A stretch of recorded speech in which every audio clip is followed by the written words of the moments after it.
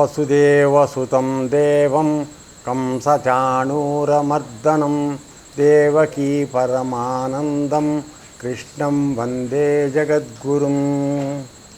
ఉద్ధవ గీతలోకి తిరిగి మనం ప్రవేశం. ప్రస్తుతం మనం ఉద్ధవుడు అడిగిన ప్రశ్న తత్వముల సంఖ్య ఎంత? ఎందుకంటే ఎందరో ఋషులు, మునులు, మహానుభావులు అందరూ కూడా ఒక్కొక్కళ్ళు ఒక్కొక్క రకమైనటువంటి సంఖ్యలను చెప్తూ ఉన్నారు.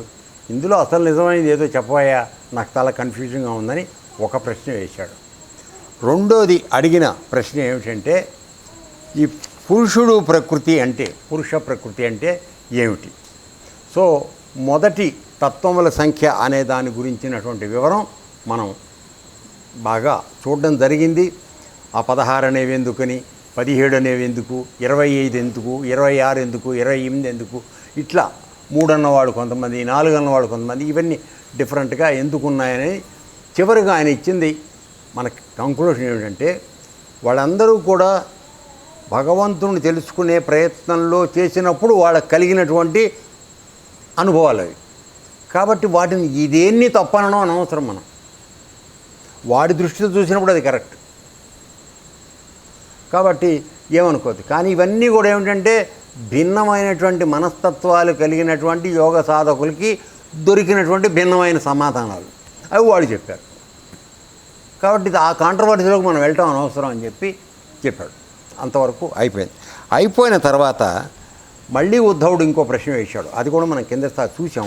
ఏమిటంటే, ప్రకృతి పరమపురుషుడైనటువంటి పరమాత్మ ఇద్దరు భిన్నమే కదా. కానీ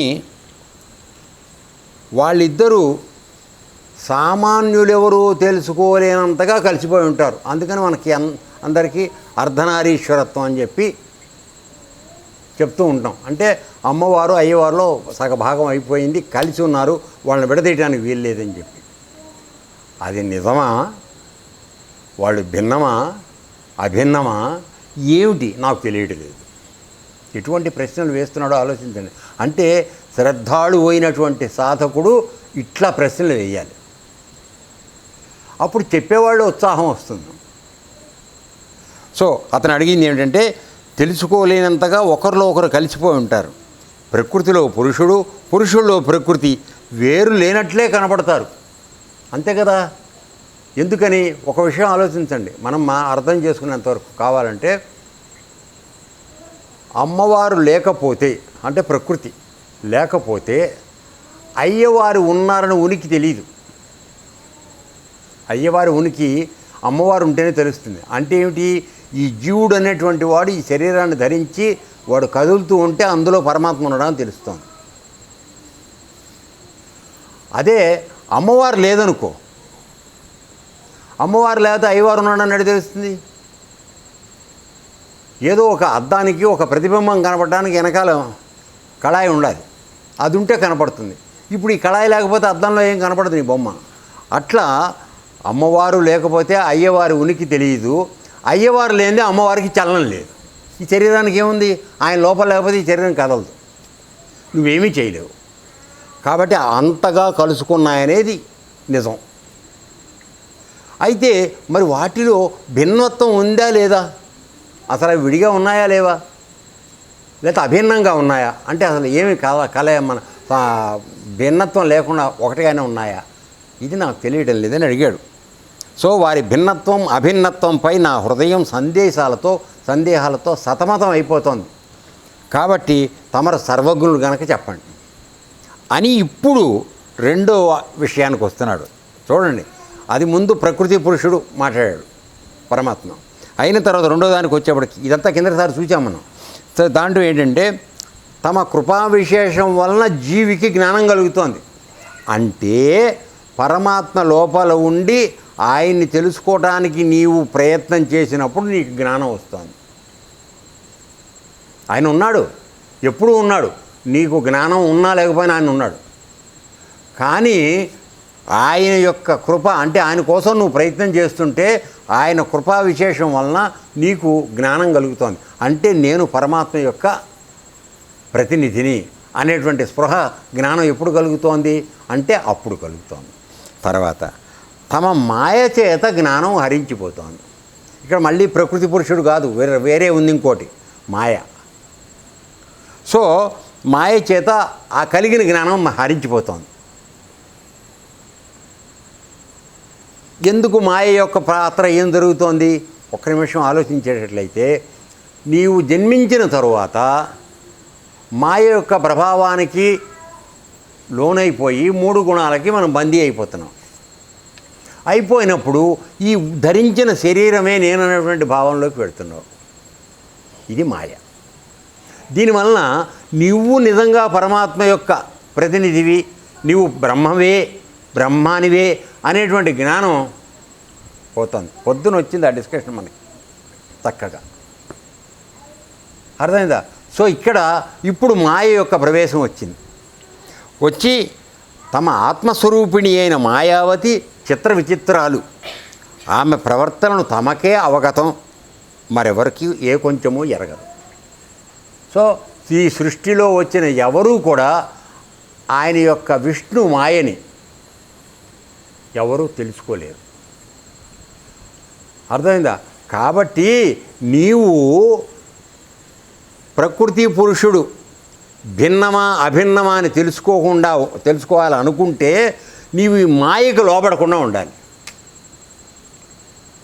అర్థమవుతుందా చెప్పేది? చాలా కొద్దిగా సీరియస్గా లోపలికి వెళ్ళాలి. కళ్ళు కొట్టుకుంటూ ఉండకండి దయచేసి. అర్థమైందా? సో ప్రకృతి పురుషుడు భిన్నమా అభిన్నమా అని నువ్వు తెలుసుకోవాలంటే నువ్వు నీ మాయ చేత నీకున్న జ్ఞానం పోగొట్టుకునే పరిస్థితి రాకూడదు. అప్పుడు మాత్రమే నీకు తెలుస్తుంది. కాబట్టి ఇప్పుడు ఎన్నిటి గురించి ప్రశ్నించాడు వాడు? ప్రకృతి పురుషుడు భిన్నమా అభిన్నమా, తర్వాత నీ మాయ లేకపోతే నీ అనుగ్రహం ఉంటేనేమో నాకు జ్ఞానం కలుగుతోంది, నీ మాయ పడి లోనపోతే నాకు జ్ఞానం పోతోంది. కాబట్టి నీ ఆత్మ ఇదైనటువంటి స్వరూపిణి అయిన పరమాత్మ యొక్క ఆత్మస్వరూపిణి మాయాదేవి, దాని పేరు మాయావతి. ఆ మాయావతి చిత్ర విచిత్రాలు చేస్తోంది. ఆమె ప్రవర్తనలు కేవలం నీకు మాత్రమే అవగతం, ఇంకెవరికి తెలియదు. ఆఖరికి నారదుల వారు కూడా మాయ అంటే ఏమిటి, నేను 24 గంటలు నీ పేరే చదువుతూ ఉంటాను, నా నోట్లో ఇంకోటి రాదు, మాయ నన్నేం చేస్తుంది, నేను ఎల్లప్పుడూ నీ నామస్మరణ చేస్తుంటాను ప్రగల్భాలు అడిగాడు. ఓహో అట్లాగా, అదేమిటో చూపిస్తాను పాడు, ఎట్లా ఉంటుందో మాయ ఎట్లా ఉంటుందో చూపించమని అడిగాడు. చూపించమని అడిగేటప్పుడు సరే అయితే పద వెళ్దామని చెప్పేసి ఒక సరస్సు దగ్గరికి తీసుకెళ్ళాడు. ఇందులో ఒక మునకేసిరా తర్వాత చెప్తాను అన్నాడు. వీడు మునక వెయ్యగానే ఏం జరిగింది అంటే వీడు ఒక కుటుంబీకుడుగా మారిపోయాడు. ఒక ఆవిడ దొరికింది, పెళ్లి చేసుకున్నాడు, పిల్లల్ని అన్నాడు, అంతా అక్కడే జరిగిపోయి ఆఖరికి ఓ పిల్లాడు చచ్చిపోయాడు.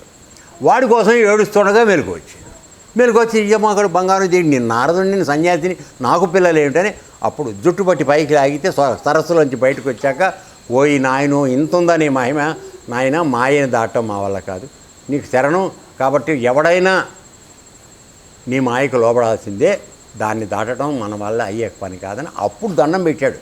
ఎవరు? నారద మహాముని. అదే మరి ఆయనకైతే మన సంగతి ఏందిరా అయ్యా, ఏమన్నా ఉంటాము, మనం ఉండం కదా. కాబట్టి మనం అంతా దేంట్లో పడిపోయి ఉన్నాం అంటే ఆ మాయలో పడిపోయి ఉన్నాం. ఆ మాయ ఏమిటి? ఈ శరీరమే నేను, ఇంతే. ఈ శరీరం నేను కాదు, పరమాత్మ స్వరూపాన్ని. తత్తును పట్టుకో, త్వం వదిలేయి. ఇంతకుముందు కూడా చెప్పాను, తత్వం అనే మాటకు అర్థం చెప్పినప్పుడు ఆ తత్తును పట్టుకుండు. ఆ తత్తు వలన ఈ త్వం కదులుతోంది, ఆడుతోంది, డ్యాన్స్ చేస్తోంది. నువ్వు ఈ తమ్మువు కాదు, దాని ఆధారంలో ఉన్నావు. కాబట్టి నీ దృష్టి తత్తులో ఉండాలి ఇప్పుడు. అది మర్చిపోతే నువ్వు మాయకు లోయపడతావు. ఏమన్నా కొద్దిగా వెళ్ళినట్టుగా ఉందా, ఇంకా సౌసౌగానే ఉందా కొద్దిగా? సో కాబట్టి దయించి నాకు సందేహ నివారణ చేయండి అని 2 ప్రశ్నలు వేశాడు. ఒకటి ప్రకృతి పురుషుడు, భేదం అభేదం. రెండోది మాయ. నీ మాయ లేకపోతే నాకు జ్ఞానం కలుగుతుంది, నీ మాయ ఉంటే నాకు జ్ఞానం పోతుంది. ఇదేమిటి? దానికి ఇప్పుడు పరమాత్మ సమాధానం చెప్తున్నాడు. ఎందుకు కొద్దిగా సమయం తీసుకుని ఎందుకు చెప్తున్నానంటే, సరే క్లాస్ అయి కొన్ని రోజులు అయింది, గ్యాప్ వచ్చింది. రెండోది మనం మామూలుగా తెల్లారేపటికే మర్చిపోతాం. కాబట్టి ఒకసారి పునశ్చరణ చేసుకుంటే కానీ మనం మళ్ళీ లైన్లోకి రాలేం. టెంపో అది మామూలుగా రన్నింగ్ చేయాలనుకుంటే వార్మింగ్ చేస్తారు కదా ముందు, అట్లా అన్నమాట. Okay, right. ఇప్పుడు భగవానుడు ఇలా చెప్పాడు, ఉద్ధవా, ప్రకృతి పురుషులకు శరీర ఆత్మలకు గల భేదం చాలా ఉంది.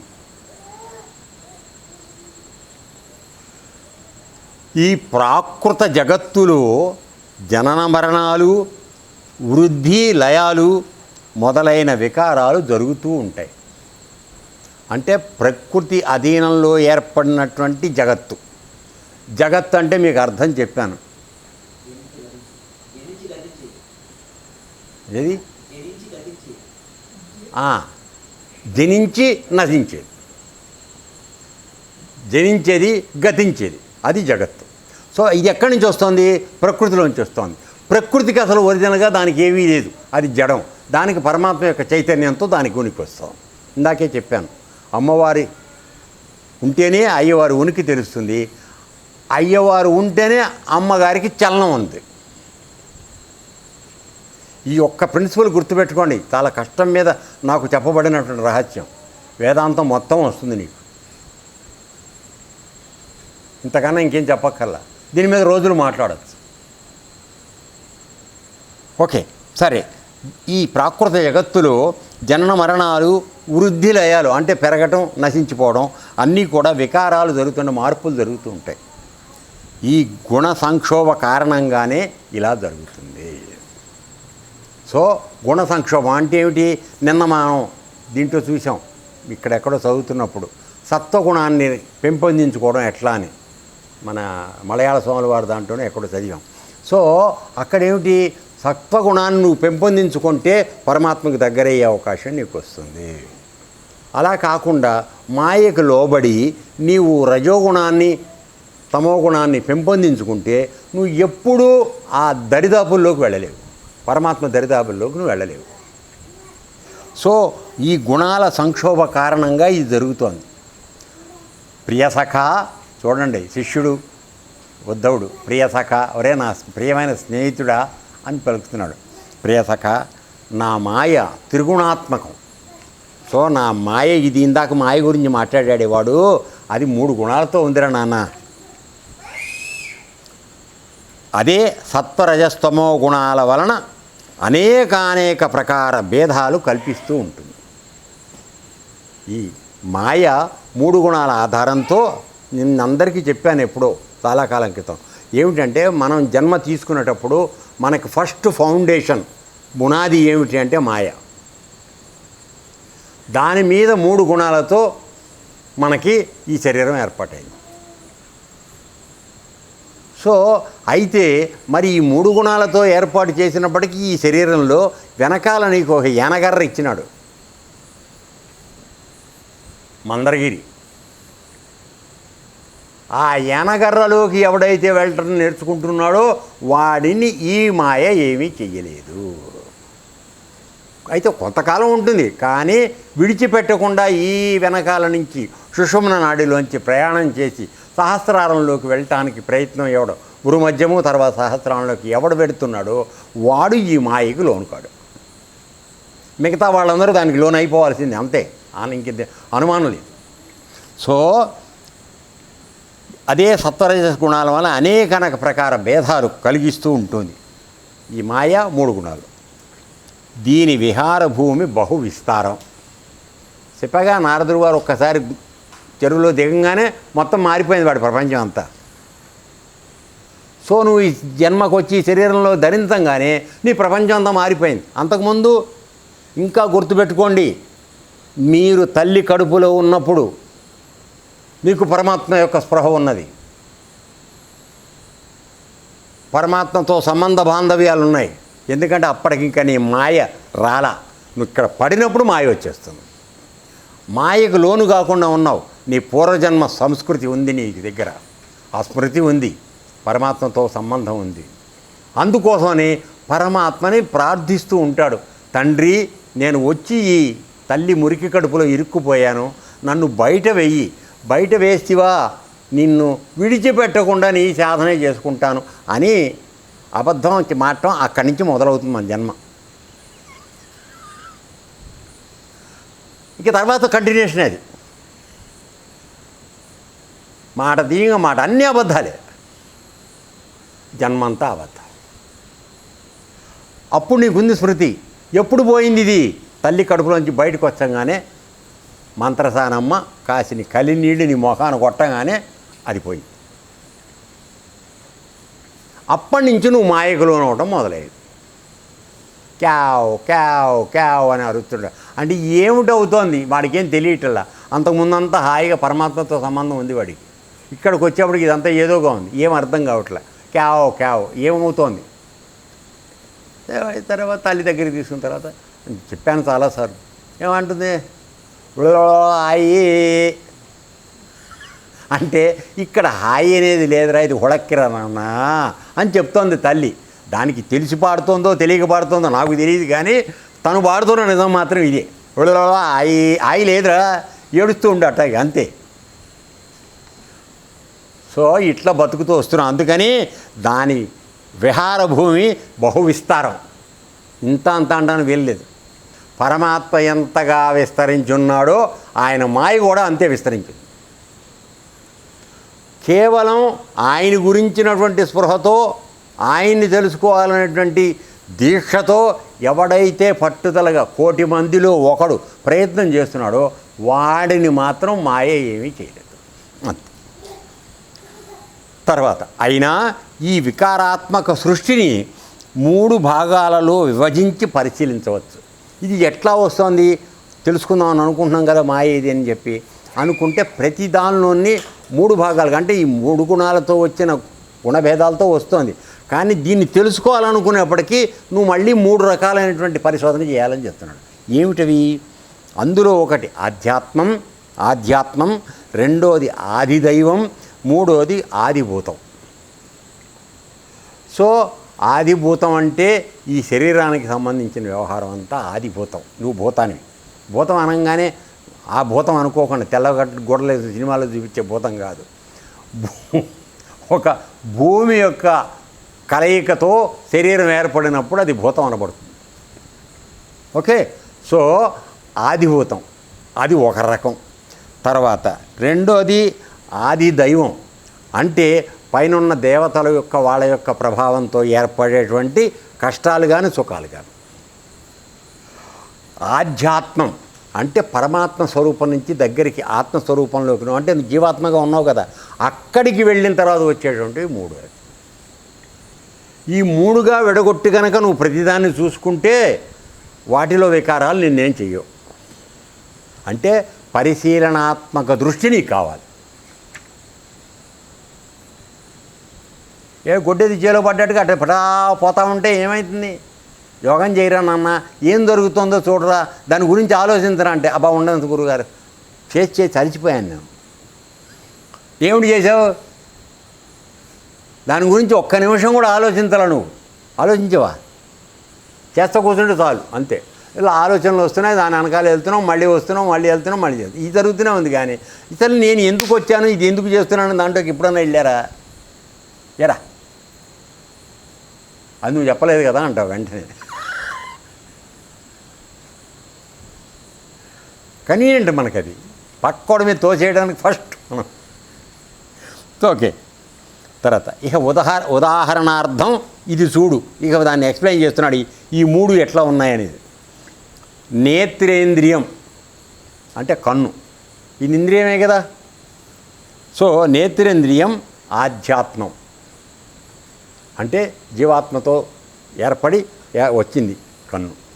24 తత్వాలు మీకు చెప్పాను, తత్ ప్లస్ త్వం దాంట్లో వచ్చింది. సో కన్ను ఎక్కడి నుంచి ఎట్లా ఏర్పడింది? కన్ను సూర్యుడు, అదే అగ్ని ప్లస్ జలం, ఆకాశం, ఈ రెండిటితో ఏర్పడింది కన్ను. ఓకే. చూడండి, నేత్రేంద్రియం ఆధ్యాత్మం, నేత్రేంద్రియ విషయ రూపం ఆదిభూతం. అంటే కన్ను గుడ్డు నీకు కనపడుతోంది కదా, కన్నుందని ఎట్లా అనుకుంటున్నావు నువ్వు? ఇంతలావు గుడ్డు కనపడితే అసలు మొత్తం కనుక ఇదంతా ఇప్పి చూపిస్తే ఇంతలా గుడ్డు కనపడుతుంది, కోడిగుడ్డు అంత కనపడుతుంది మన కన్ను. పైన కనబోయేపటికి ఇట్లా అదే తామర పూల్లో ఉందని ఆవిడ వెనకాల లవ్ ఆడుకుంటూ వీడు పరిగెత్తడం.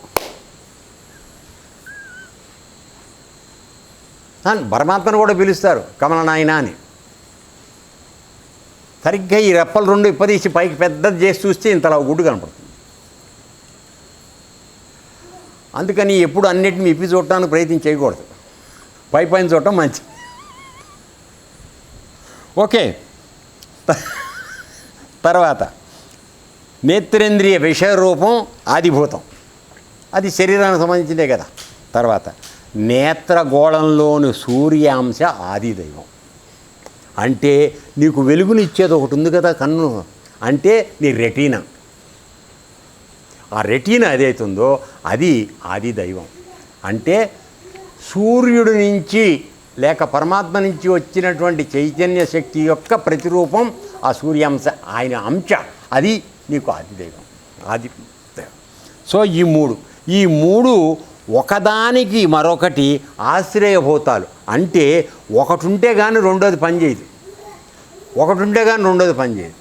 అంటే ఒకదాని మీద ఒకటి ఇంటర్ డిపెండెంట్ అంటాం, ఒకళ్ళ మీద ఒకళ్ళు ఆధారపడి ఉంటారు, ఆశ్రయభూతాలు. తర్వాత కనుక ఆధ్యాత్మ, ఆదిదైవ, ఆదిభూతాలు మూడు కూడా పరస్పర సాపేక్షాలు. అంటే ఒకదాంతో ఒకటి కంపేర్ చేసుకుంటే కానీ నీకు తెలియదు.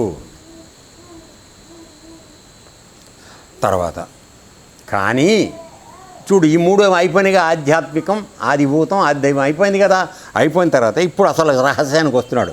కానీ ఆకాశంలోని సూర్యమండలం ఈ మూడిటికంటే విలక్షణం. అంటే ఇప్పుడు ఆ ఆకాశంలో ఉన్నటువంటి సూర్యుడు నిజమైనటువంటి పరమాత్మ. ఈ మూడు ఆధ్యాత్మం, ఆదిదైవం, ఆదిభూతం, ఈ మూడు. కాబట్టి ఆకాశంలోని సూర్యమండలం ఈ మూడిటికంటే విలక్షణమైంది. అది విముక్తం, ఎప్పుడు ఫ్రీగా ఉంది, దానికి ఏమీ అడ్డంకులు లేవు. వీటికి ఉన్నాయి అడ్డంకులు, పరిమితులు ఉన్నాయి. ఒకదాని మీద ఒకటి ఆధారపడి ఉంటుంది, ఒకదాన్ని విడదీస్తే దానికి ఇది లేదు, ఉనికి లేదు. తర్వాత అది స్వయం సిద్ధం, ఎప్పుడూ ఉండది. తర్వాత స్వతసిద్ధం, స్వచ్ఛతంగానే అది ఎల్లప్పుడూ అలా సిద్ధంగా ఉంది, స్వతసిద్ధం. ఈ విధంగానే ఆత్మ ఇక్కడికి తీసుకొచ్చాడు కంపారిజన్. అంటే పరమాత్మ అనేవాడు ఈ మూడు గుణాలతో తిరుగుతున్నటువంటి మొత్తం సృష్టిలో ఉన్న రకరకాల వికారాలకి ఆయన భిన్నంగా ఉన్నాడు. కానీ ఆయన ఉండబట్టికే ఈ మూడు రకాల డ్యాన్సులు జరుగుతున్నాయి. సో అది ఎల్లప్పుడూ సూర్యుడు అన్నిటికన్నా భిన్నంగా ఉన్నాడని చెప్పాడు కదా, అది స్వతసిద్ధం, స్వయం సిద్ధం అని చెప్పాడు కదా. అలాగే ఆత్మ కూడా ఎంత చక్కని ఉపమానంతో మనకి విషయాన్ని అవగాహన చేయడానికి ప్రయత్నం చేశాడో చూడండి. ఆ విధంగానే ఆత్మ త్రివిధాలకు భేదాలకు మూల కారణం. అంటే ఏమిటి? సపోజ్ ఆలోచిద్దాం, ఈ భేదాలకి దేనికి మూల కారణం అంటే నీకు లోపల పరమాత్మ ఉంటేనే కదరా అసలు నీ కన్ను చూసేది. కన్ను చూసిన తర్వాతే కదా నువ్వు ఆవిడ లవ్వాడేది. లేదా కన్ను చూసిన తర్వాతే కదా ఆ పువ్వు ఏదో తెంపుకోవాలనిపించేది, లేదా కన్ను చూసిన తర్వాతే కదా టీవీ కొనుక్కోవాలనిపించేది. సో అయితే దానికి ఆధారంగా ఎవరున్నారు అసలు? కన్ను చూడటానికి, కన్ను ఒక ఇంద్రియం, దాని కదిలెక్కకి పనులు చేయడానికి, ఈ మూడు రకాలైన పనులు చేయడానికి దానికి మూల కారణంగా పరమాత్మ. సో ఇప్పుడు ఉదాహరణకు మీకు చెప్దాం. ఇప్పుడు నువ్వు ఒక రికార్డింగ్ పెట్టావు, ఇక్కడ ఓ మైక్ పెట్టావు, నా మాట్లాడటానికి ఓ మైక్ పెట్టావు, నువ్వు వినటానికి ఒకటి పెట్టుకున్నావు, ఇన్ని పెట్టావు. వీటన్నిటికీ కనపడకుండా ఉన్నది ఏమిటి ఆధారం? కరెంటు కదా. కరెంటు ఉంటేనే నువ్వు ఇన్ని నడపగలుగుతున్నావు.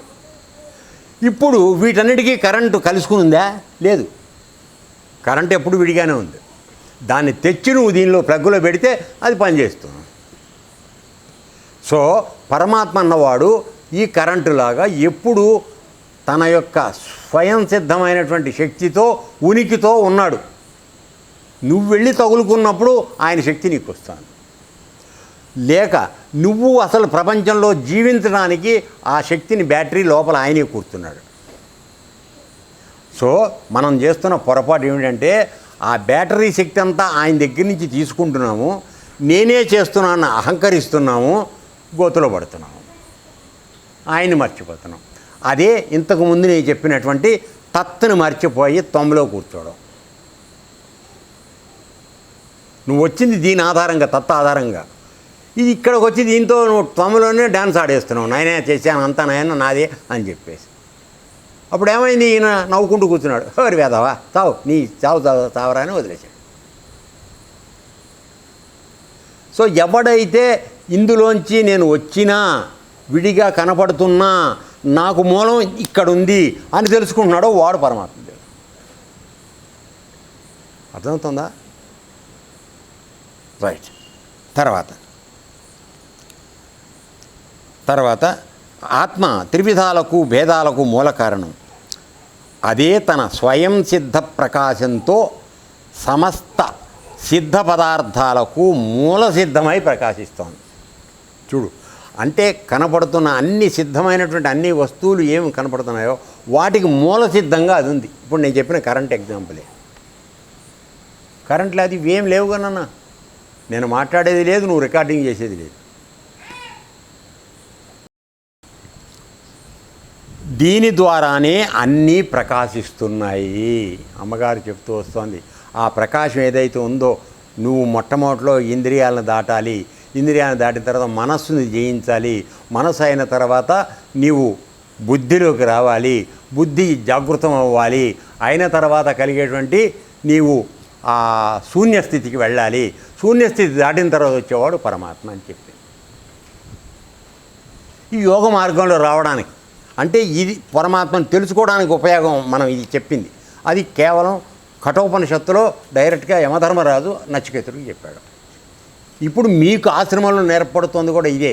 కాదు ఇన్ని పేర్లు మీకు ఇప్పుడే చెప్పామనుకో, చంద్రగాడు రేపటి నుంచి రాడు, ఎల్లి కానించి ఏదో లేనిపోనివన్నీ చెప్తున్నాడు, నా వల్ల కావట్లేదు, ఏదో ఇటు కొట్టుకోమన్నాడు కొట్టుకుంటా, అంతేగాని ఆ పేరు చెప్పి ఈ పేరు చెప్తే నాకేం అర్థం కావట్లే అంటావా నువ్వు ఎరా? అర్థమైందా? అందుకని నువ్వు చెప్పం, అనవసరం నీకు ఇది. చేసుకుంటా పో, ముందుకెళ్ళిన తర్వాత నీకే అర్థం.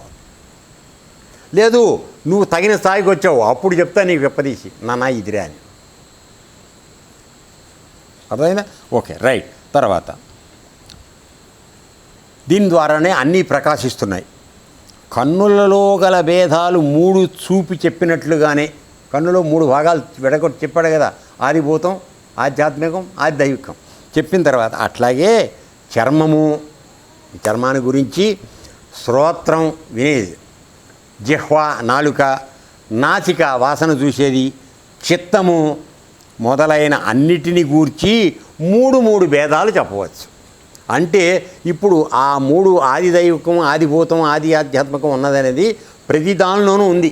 అలా విడగొట్టుకుంటూ నువ్వు చూస్తే కనుక అసలు రహస్యం నీకు అర్థం. పరమాత్మ అనేవాడు ఈ మూడిటికి కూడా భిన్నంగా విడిగా ఉన్నాడు అనేది నీకు అర్థమవుతుంది.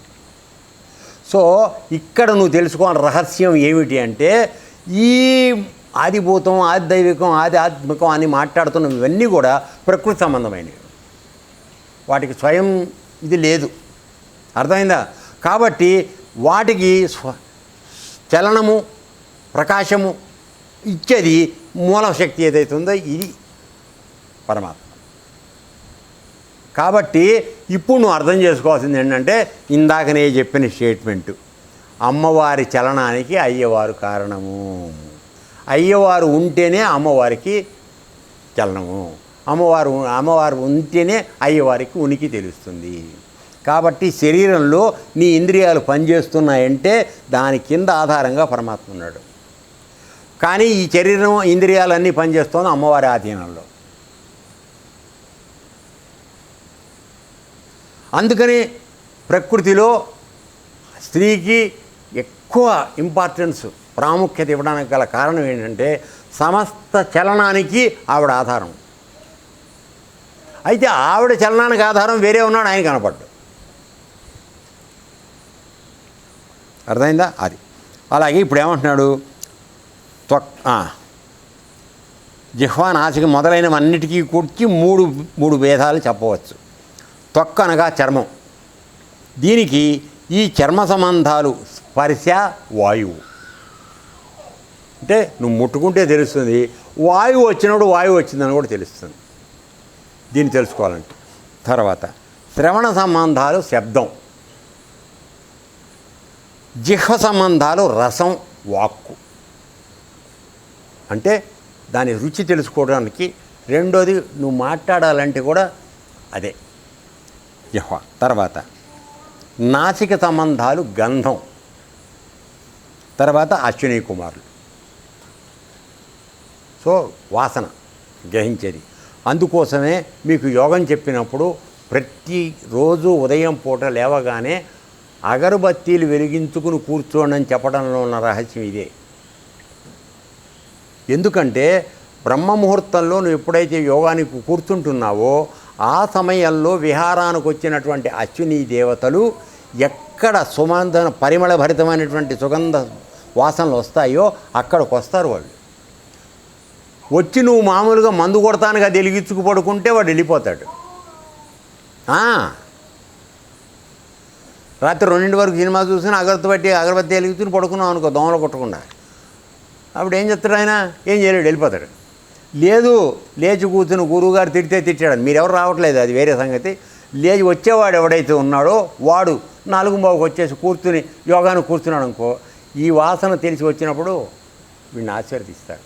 వీడి ప్రయత్నం సఫలీకృతం కావాలని. అర్థమైందన్న? నువ్వు నమ్మితే ఉంది, లేకపోతే లేదు.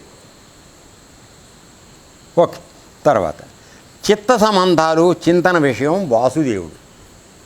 సో చిత్తానికి అధిపతి ఎవరున్నారు? నువ్వు చింతన చేసేది వాసుదేవుడు. అంటే మనస్సుని నీవు నిర్లిప్తంగా అనగా వాసన లేకుండా చేసినప్పుడు వచ్చేటువంటి నెక్స్ట్ డెవలప్మెంటు చిత్తం. ఈ చిత్తానికి సంబంధించినటువంటి విషయం శోధన చేసేటువంటిది ఇది చిత్తం చేస్తుంది. దీనికి వాసుదేవుడు ఆయన ఇన్ఛార్జ్. తర్వాత మనస్సంబంధం చంద్రుడు.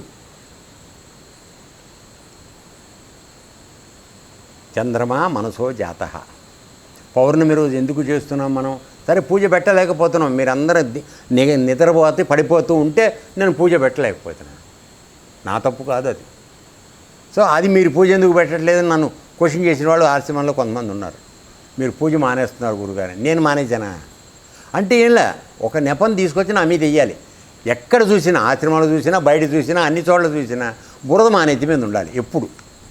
మీరు మాత్రం ఏదైతే అంటుకోదు. బురదలో తామర పువ్వులాగా మీరు అలా దేన్ని అంటుకోకుండా అలా ఉంటారు. మట్టి దురదంతమంతా నా నెత్తి మీద. అవాళ ఎంతమంది పడిపోయారా మొన్న పౌర్ణమి రోజు? నేను ఎందుకు క్యాన్సిల్ చేయాల్సి వచ్చింది? ఎక్కడ వాడు అక్కడ పడిపోతున్నారు. ఇట్లా ఇట్లా ఇట్లా ఏం చేయను నేను పూజ పెట్టాను. అది చేస్తే తెల్లారి వాడు వచ్చి ఏమన్నాడు, మీరు పూజ మానేశారేంటి గురుగారు అన్నాడు. సో నింద ఎవరి మీద పడింది అంటే ఇది ఇప్పుడు అనవసరమైన విషయం అనుకో, చెప్తున్నా ఊరికి. అట్లా సరే వదిలేద్దాం. సర్వ చింతన వాడిది. మనస్సంబంధం చంద్రుడు, అహంకార సంబంధం రుద్రుడు. ఇది స్థానం. ఎవడనుకున్నావు వేసేస్తా నిన్ను అని. తర్వాత బుద్ధి బ్రహ్మ. ఈ మొదలైన త్రివిధ తత్వాలతో ఆత్మకి సంబంధం లేదు. కంక్లూషన్ ఇది. కాబట్టి ఇప్పుడు ఇన్ని మాట్లాడుకుంటున్నాం మనం, కానీ వీటితో దేనికి ఆత్మకి సంబంధం లేదు. అది ఎల్లప్పుడూ విడిగా ఉంది, మూల కారణంగా ఉన్నది అంతే. ప్రకృతి నుండి మహత్తత్వం తయారవుతోంది, మహత్తత్వం. అలానే మహత్తత్వం నుంచి అహంకారం పుడుతోంది. ఇలానే అహంకారం గుణక్షోభ వలన పుట్టిన ప్రాకృతిక వికారాలు. అంటే ఎప్పుడైతే అహం అహంకారం రెండు ఉన్నాయి నాన్న ఇక్కడ.